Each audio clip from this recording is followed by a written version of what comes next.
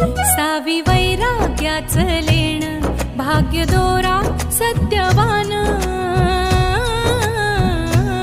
साता जन्माचं हे वाण, सौभाग्याचं वरदान.